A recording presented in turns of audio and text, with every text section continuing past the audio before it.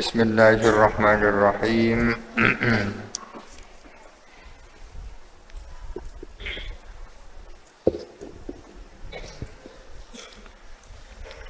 Wa qawluhu bil wad'i, wa qawluhu adapun perkataan ke musannif bil wad'i, fassara ialah menafsiri kepada qawluhu ba'duhum siapa sebagian ulama. Ditafsiri dengan apa? Ditafsiri bil qasdi dengan qasdi, yakni disengaja, dimaksudkan.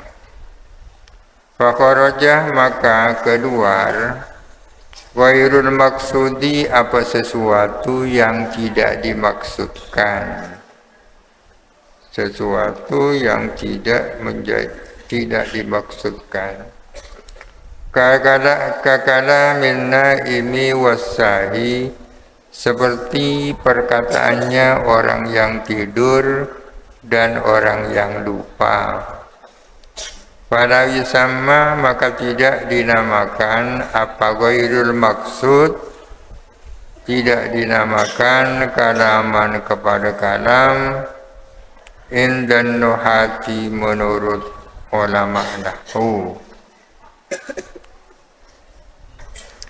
Wa ba'duhum adapun sebagian ulama, fassara ialah menafsiri siapa ba'duhum hu kepada qauluhu bil wad'i, ditafsiri bil wad'il arabi, bil wad'i yakni bil wad'il arabi, dengan ketetapan Arab, maksudnya berbahasa Arab.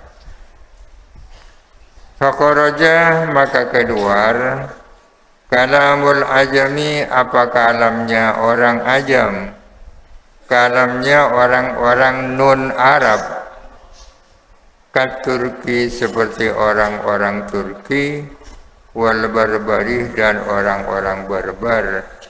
Barbar ini daerah di Afrika Utara ya. Fa yusamma fala yusamma maka tidak dinamakan apa kalamul ajam, tidak dinamakan kalaman kepada kalam indan nuhati menurut ulama nahwu.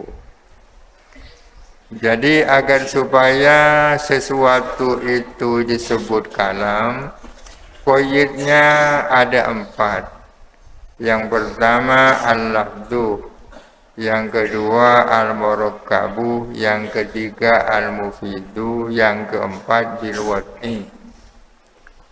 Tentang al-lafdhu tidak ada masalah, al-mufidu tidak ada masalah, al-murakkabu tidak ada masalah. Yang sedikit ada masalah adalah bil wad'i. Apa masalahnya? Masalahnya adalah ada perbedaan penafsiran di kalangan para ulama tentang apa yang dimaksud bil wad'i. Sebagian mengatakan bahwa yang dimaksud bil wad'i itu adalah bil qasdi. Artinya agar supaya disebut kalam harus disengaja. Dengan demikian perkataan orang tidur, perkataan orang lupa meskipun berbahasa Arab bukan kalam karena tidak disengaja. Sedangkan menurut sebagian ulama bil wad'i itu artinya bil wad'il arabi, artinya berbahasa Arab. Kalau begitu tafsirannya, maka kalamnya orang-orang non-Arab bukan kalam, meskipun disengaja. Misaluma adapun contohnya sesuatu,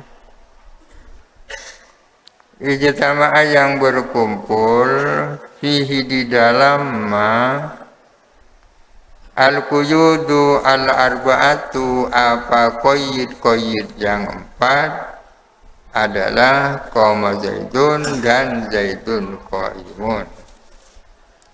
Contohnya sesuatu yang memenuhi 4 qayyid di atas, yakni al-lafdu, al-murakkabu, al-mufidu bil wad'i. Contohnya adalah qama Zaidun dan Zaidun qaimun. Selalu qama Zaidun, selalu Zaidun qaimun, tidak apa-apa. Qama Zaidun sudah memenuhi 4 qayyid. Demikian pula Zaidun qaimun memenuhi 4 qayyid. Dengan demikian qama Zaidun dan Zaidun qaimun itu kalam sudah. Al-awwalu, adapun yang pertama qama Zaidun adalah fi'lun wa fa'ilun, fi'il dan fa'il. Wasani, adapun yang kedua Zaidun qaimun mubtada'un wa khabarun, adalah mubtada' dan khabar. Wa kullun minal misalaini, adapun masing-masing dari dua contoh itu lafdun murakkabun mufidun bil wad'i, adalah lafal tersusun yang memberi faedah dan bil wad'i.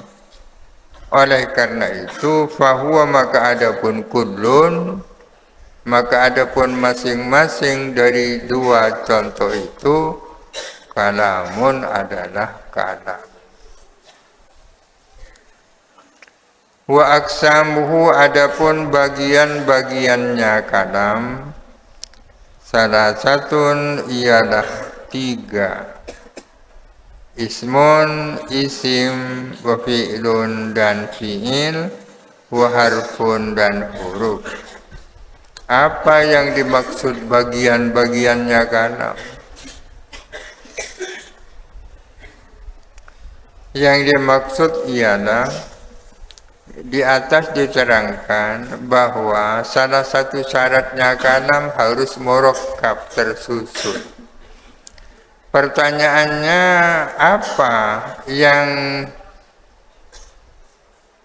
apa saja yang digunakan untuk menyusun kalam?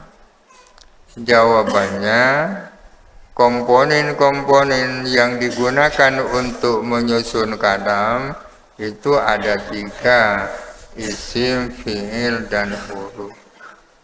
Artinya kalam sepanjang apapun, kitab yang terdiri dari 100 jilid misalnya, ya terdiri dari 3 itu, isim, fi'il, huruf, tak lebih dari itu. Isim, fi'il, huruf, itu yang dimaksud wa aksamu.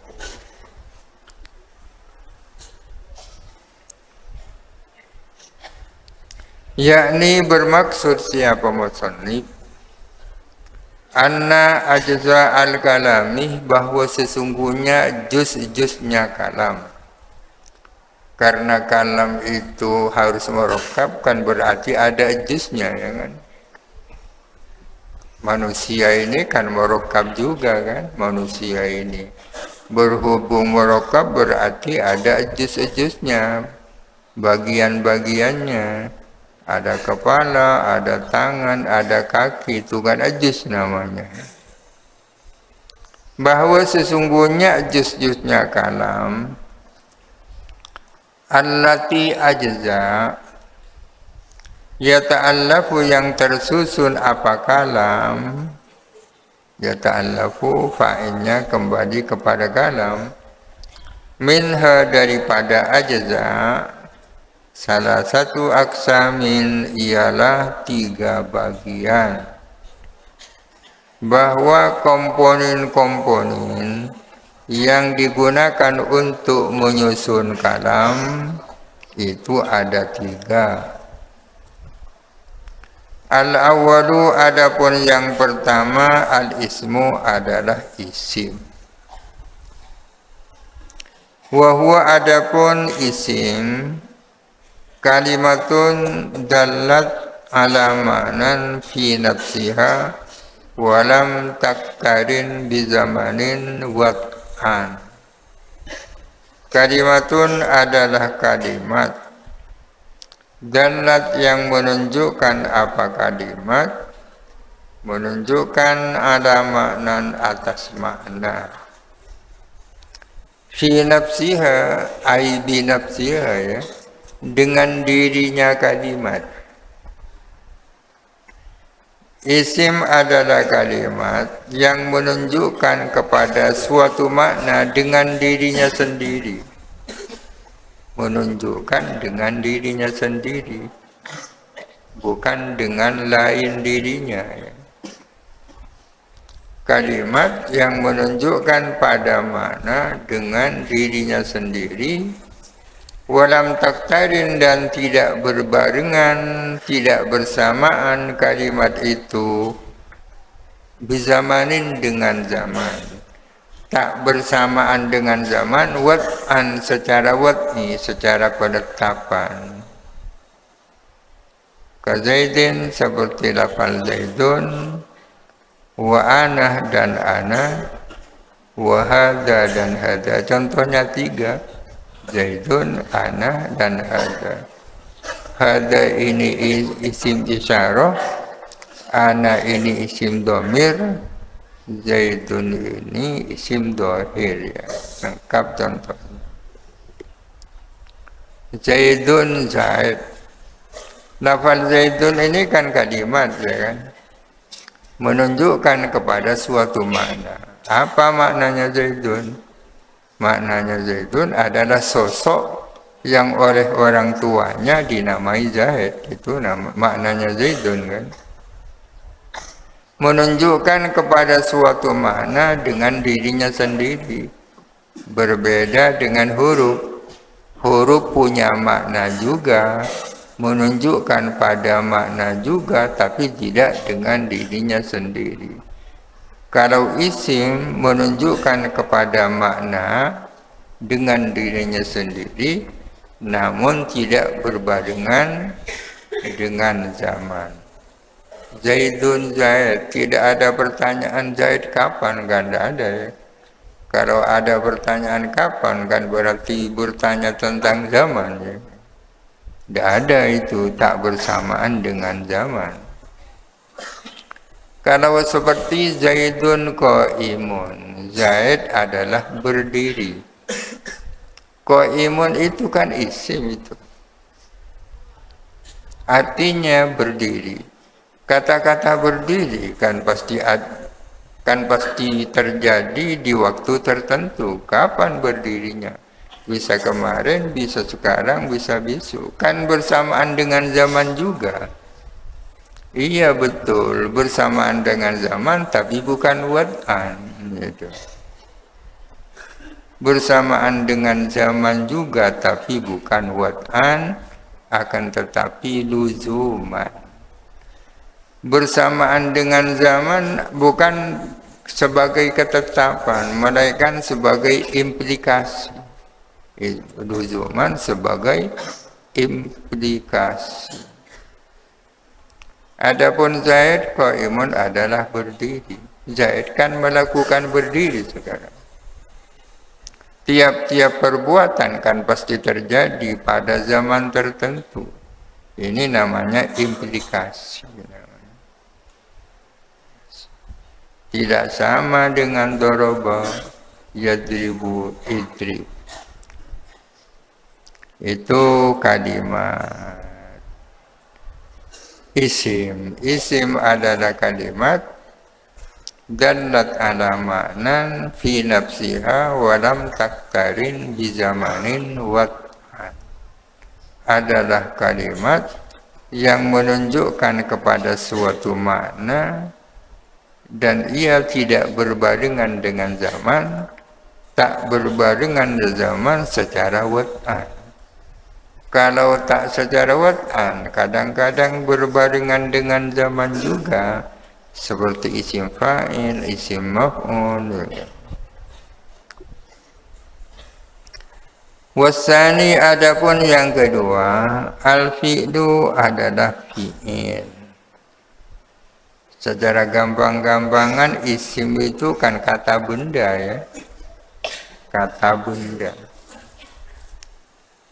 Tapi kadang-kadang tak selalu kata benda kan. Ada kalanya benda konkret, ada kalanya kata benda abstrak. Wasani adapun yang kedua al-fi'lu adalah fi'il.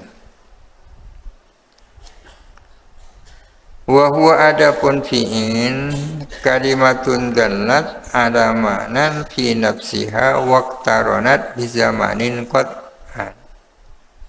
Kalimatun adalah kalimat dallat ala makna yang menunjukkan pada suatu makna fi nafsiha sama maksudnya ai bi nafsiha menunjukkan dengan dirinya kalimat waqtaronat dan berbarengan apa kalimat itu berbarengan di zamanin dengan zaman berbarengannya wat'an secara penetapan. Fi'il madhi itu ditetapkan untuk menunjukkan zaman lampau. Fi'il mudhari itu ditetapkan untuk menunjukkan masa sekarang atau masa yang akan datang. Fi'il amar itu ditetapkan menunjukkan zaman yang akan datang. Itu namanya wat'an. Tidak sama dengan isim fa'il dan isim maf'ul. Meskipun mengandung zaman tapi bukan wat'an.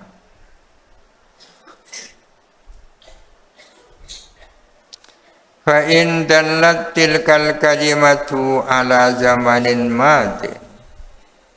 Jikalau menunjukkan tilkal kalimatu apa kalimat itu menunjukkan ada zamanin madin atas zaman lampau, fahiyah maka adapun kalimat al-fi'lul madhi adalah fi'il madhi. Nahu qamah seperti lafal qamah. Qamah berdiri ya. Berdirinya di masa lampau ya kan fi'il madhi ini. Berdirinya itu masa lampau. Lampau itu kapan? Lampau itu sebelum sekarang. Itu namanya lampau. 1 menit sebelum sekarang lampau. 1 jam lampau. 1 hari lampau. 1 tahun lampau. Wa indallah jikalau menunjukkan apa kalimat itu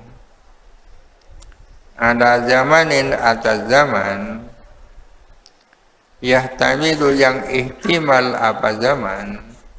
Ihtimal itu memungkinkan al-hala kepada zaman kini wal istiqbalah dan zaman yang akan datang. Fahiyya maka adapun kalimat al-fi'lul mudhari'u adalah fi'il mudhari' nahwu yakumu seperti lafal yakumu berdiri. Kapan berdirinya? Ada kemungkinan sekarang, mungkin yang akan datang. Wa indallat dan jikalau menunjukkan apa kalimat ala talabi syai'in atas tuntutan sesuatu, menuntut sesuatu, maksudnya menuntut melakukan sesuatu fil mustaqbali di masa yang akan datang. Fahiyah maka adapun kalimat fi'lul amri adalah fi'il amar nahwukum seperti lafalkum berdirilah. Jadi kalimat fi'il adalah kalimat yang menunjukkan pada suatu makna dengan dirinya sendiri dan secara wad'i bersamaan dengan zaman. Secara wad'i bersamaan dengan zaman. Jikalau kalimat dimaksud menunjukkan zaman lampau itu fi'il madhi, kalau menunjukkan zaman yang punya dua kemungkinan, imma zaman kini atau zaman yang akan datang, itu fi'il mudhari'. Dan jikalau kalimat itu mengandung arti tuntutan untuk melakukan sesuatu di masa yang akan datang, itu namanya fi'il amar. Jadi amar itu tuntutan melakukan sesuatu, ya.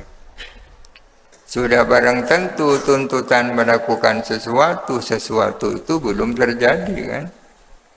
Disuruh makan kan berarti belum makan. Kul.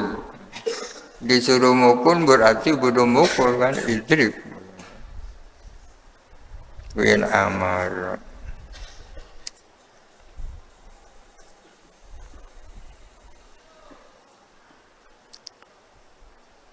As-salisu, adapun yang ketiga, al-harfu adalah huruf.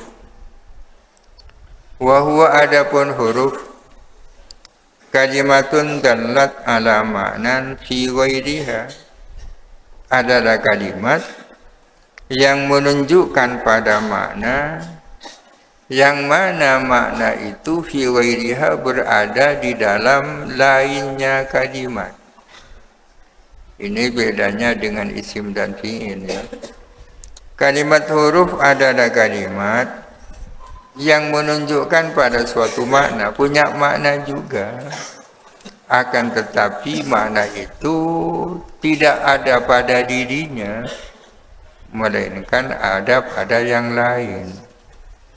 Maknanya itu tidak ada pada dirinya sendiri, tapi ada pada yang lain. Apa maksudnya? Nahwu ila, seperti ila, wahal dan hal, walam dan lam. Ini contohnya huruf. Wa qawluhu ja'a di ma'nan. Jadi waharfun ja'a di ma'nan, kan itu. Wa aksamuhu salasatun ismun wa fi'lun wa harfun ja'a di ma'nan, kan itu. Bagian-bagian kalam ada 3, isim, fi'il, dan huruf. Ja'a yang datang apa huruf di maknan untuk suatu makna. Ja'a aywudhi'a di maknan. Dan kalimat huruf ja'a di maknan yang ditetapkan untuk suatu makna. Jadi yang dimaksud huruf di sini tidak sembarang huruf, akan tetapi huruf yang ja'a di makna, huruf yang punya makna. Yakni wa qawluhu, adapun perkataan musannif ja'a di ma'nan, yakni adalah bermaksud siapa musannif, bihi dengan qawluhu, bermaksud annal harfa, bahwa sesungguhnya huruf, la yakunu, ialah tidak ada, lahu, ialah bagi huruf, dakhalun, adapun sangkut paut atau peranan, fi ta'lifil kalami, di dalam menyusun kalam, illa iza kana, kecuali bila mana ada, lahu, ialah bagi huruf, maknan, adapun makna. Apa maksud kalamnya ke musannif ja'a di makna? Maksudnya ialah bahwa huruf yang menjadi salah satu komponen kalam adalah huruf yang punya makna. Sedangkan huruf tapi tidak punya makna itu tidak punya dakhal, tidak punya peran, tidak punya sangkut paut di dalam menyusun kalam. Huruf itu tidak punya peran untuk menyusun kalam, terkecuali kalau huruf itu punya makna. Contohnya huruf yang punya makna seperti apa? Hal, walam, dan la. Fa inna hal, sesungguhnya hal maknanya kan apakah, ya? Maknaha adapun maknanya hal, al-istifhamu adalah istifham. Hal itu artinya apakah. Makna apakah itu tidak ada pada hal, akan tetapi ada pada istifham. Itu yang dimaksud dalat ala maknan fi ghairiha. Jadi apakah itu sesungguhnya bukan maknanya hal, tapi maknanya istifham. Walam adapun lam, maknaha adapun maknanya lam, an-nafyu adalah nafi, tak, menafikan. Lam yadrib, tidak memukul. Berarti lam maknanya tidak, ya kan? Makna tidak itu sesungguhnya ya bukan maknanya lam, tapi nafi, kan? Itu yang dimaksud fi ghairiha.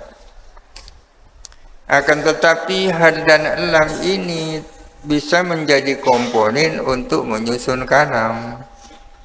Kenapa? Karena hal dan lam punya makna. Fa illam yakun, jikalau tidak ada, lahu ialah bagi huruf, maknan adapun makna, la yadkhulu maka tidak masuk apa huruf, tidak punya sangkut paut, fi tarkibil kalami, di dalam menyusun kalam. Kalau ada huruf tapi tidak punya makna, maka dia itu tidak punya peranan untuk menyusun kalam. Contohnya ke hurufil mabani, seperti huruf mabani. Mabani itu jamak dari mabna. Kebalikannya huruf ma'ani. Jadi ada huruf mabani, ada huruf ma'ani. Huruf ma'ani ya huruf-huruf yang punya makna. Hal, lam itu huruf ma'ani.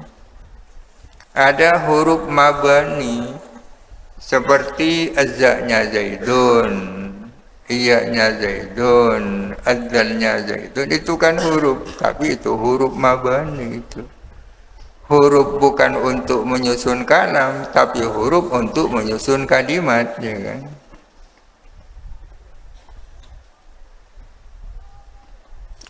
Nahwu zayi Zaidin wa ya'ihi wa dalihi, seperti za-nya Zaidun, iya-nya Zaidun, dan adzalnya lafal Zaidun.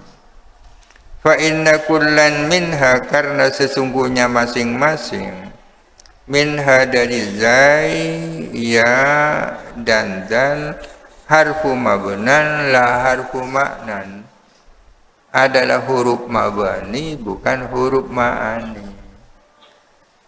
Za, ya, dan adzal itu bukan huruf ma'ani, tapi huruf mabani.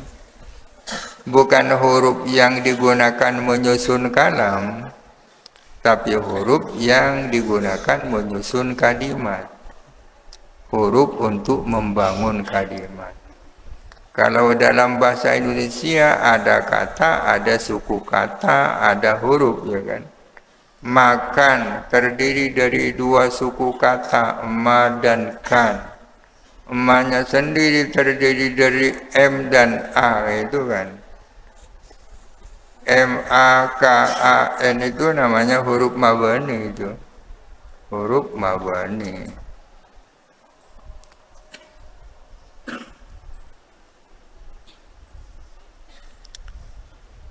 Fal ismu yu'rafu wallahu a'lam. Al-Fatihah.